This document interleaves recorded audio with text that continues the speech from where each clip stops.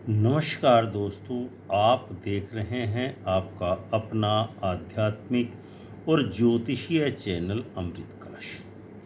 आज हम बात करने जा रहे हैं एक ऐसे खगोलीय रहस्य की जो सीधे आपकी जेब, आपके निवेश और आपकी किस्मत से जुड़ा हुआ है। जी हाँ, क्योंकि वर्तमान में सोना यानी स्वर्ण धातु में राहु की छाया प्रवेश कर चुकी है।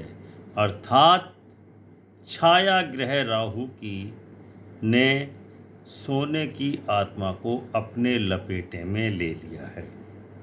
और जब राहु किसी धातु की आत्मा में प्रवेश करता है तो उस धातु का स्वरूप, उसका मूल्य और उसकी दिशा तीनों ही बदल दे जाया करती है।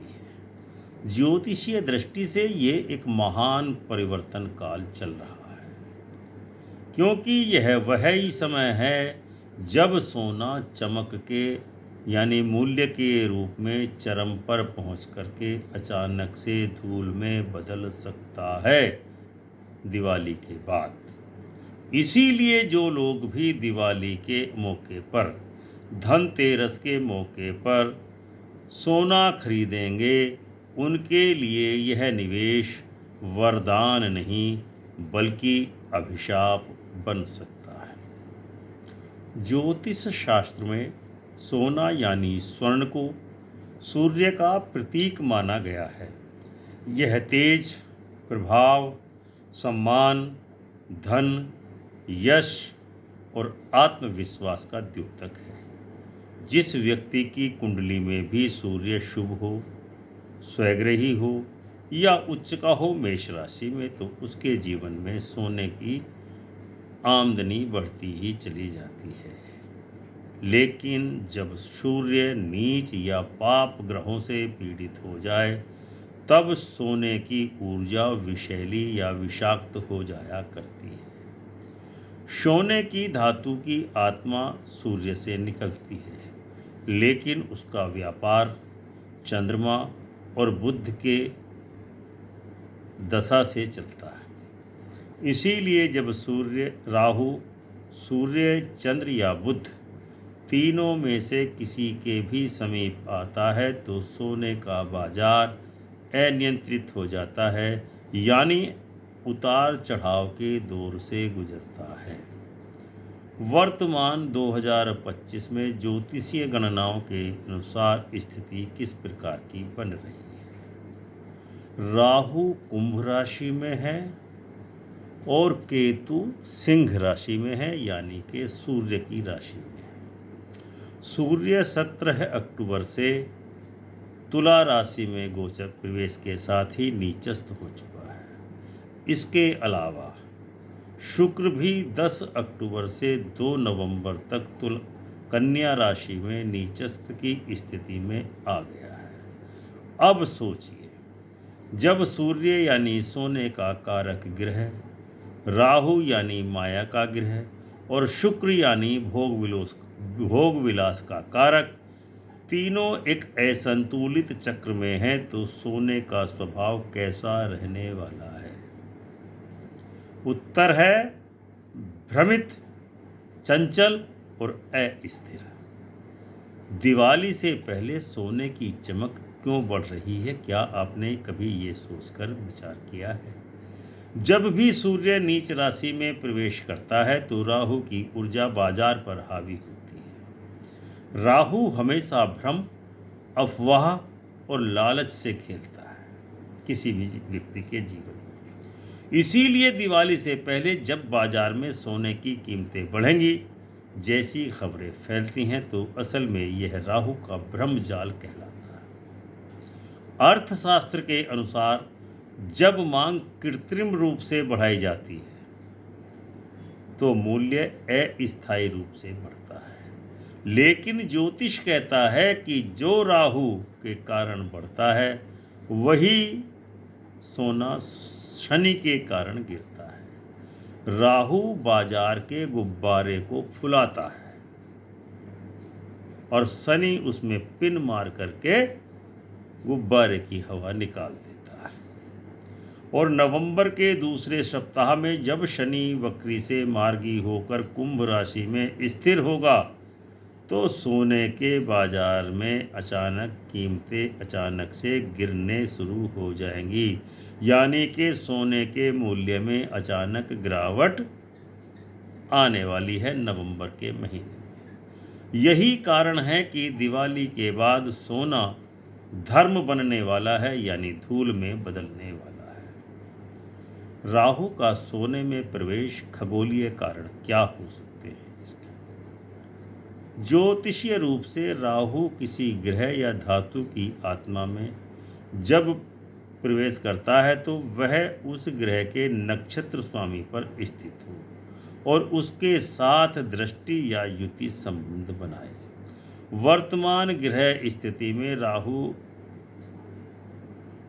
कुंभ राशि में है, जहाँ से सिंह राशि जो सूर्य के स्वामित्व की राशि है उसको देख रहा है और सूर्य शुक्र नीचस्थ होने से उसका प्रभाव सोने की ऊर्जा पर, स्वर्ण की ऊर्जा पर सीधे सीधे पड़ रहा है और सोने की कीमतें लगातार बढ़ती जा रही हैं। सोने की धातु सूर्य की आत्मा से संचालित होती है और जब सूर्य दुर्बल होता है तो सोने की आत्मा में राहु प्रवेश कर जाता है, जिसका परिणाम होता है सोने के भाव अचानक से बढ़ना, झूठे निवेश का प्रचार होता है, नकली मांग उत्पन्न की जाती है सोने के बाजार में और बाद में भाव गिरने के कारण उसका पतन होता है, तो ये आपको क्षति भी पहुंचा सकता है।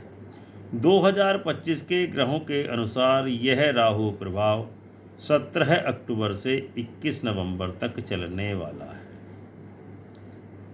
यहाँ धर्म जो शब्द का प्रयोग हम कर रहे हैं वह एक रूपक के रूप में है। ज्योतिष में धर्म बनने का अर्थ है मूल्य का पतन, चमक का खत्म होना, ऊर्जा का क्षय होना। यानी 21 नवंबर 2025 को जब शनि कुंभ राशि में मार्गी होगा और सूर्य वृश्चिक राशि में प्रवेश करेगा तब सोने पर सूर्य की कृपा पुनः स्थापित होगी, लेकिन तब तक राहु का भ्रम फैल चुका होगा। बहुत लोग ऊंचे भाव पर सोना खरीद चुके होंगे। अतः दिवाली के समय जो भी सोना खरीदा जाएगा वह नवंबर दिसंबर में मूल्य खो देगा। यह केवल आर्थिक घटना नहीं बल्कि आध्यात्मिक चेतावनी भी है, क्योंकि राहु जब सोने की आत्मा में प्रवेश करता है तब वह व्यक्ति में मोह, लोभ और असुर ऊर्जा को बढ़ाता है। जिस प्रकार से अरण्यकांड में भगवान राम भद्र स्वयं सोने के मृग के पीछे चल पड़े थे, वो मोह का कारण था, लोभ का कारण था, असुर ऊर्जा बढ़ने का कारण था।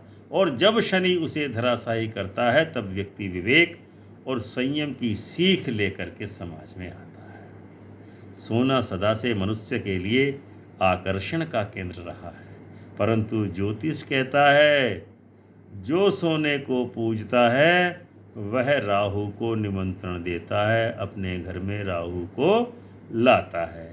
सोना तभी शुभ होता है जब वह धर्म और संयम से प्राप्त किया गया हो, और जब वह मोह, माया या दिखावे में खरीदा जाए तो राहु तुरंत सक्रिय हो जाता है।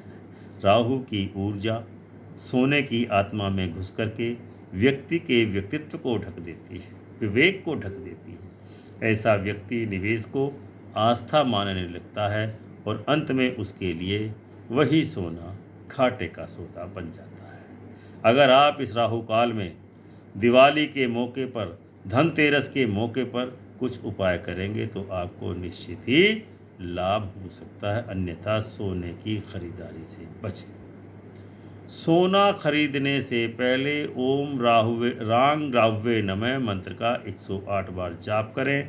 खरीदारी के समय लाल वस्त्र या कपड़ा साथ रखें जो सूर्य को बल देता है।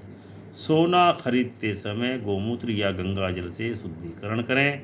घर लाने के बाद उसे कच्चे दूध से धोकर के पूजा स्थल पर एक दिन के लिए रख दीजिए। यदि संभव हो तो गाय को गुड़ और चना खिलाएं। इन उपायों से राहु का प्रभाव कम होगा, सूर्य की शुभ ऊर्जा बढ़ेगी और आपको लाभ के अवसर बढ़ते चले जाएंगे।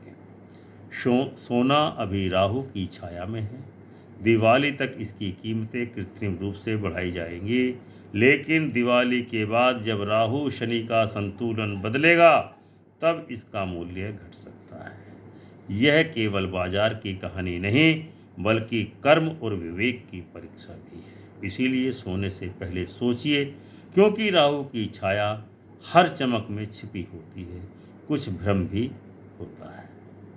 अगर आपको यह ज्योतिषीय विश्लेषण पसंद आया हो तो इस वीडियो को लाइक करें, शेयर करें और चैनल अमृत कलश को सब्सक्राइब करें और घंटी का बटन दबाकर ऑल का ऑप्शन अवश्य चुनें और कमेंट करके अवश्य बताएं कि क्या आप दिवाली से पहले सोना खरीदेंगे या राहु के सोने से हटने का, छूटने का इंतज़ार करेंगे। तो प्रेम से बोलिए जय सूर्यदेव, जय ज्योतिष, जय श्री राम, जय श्री राम।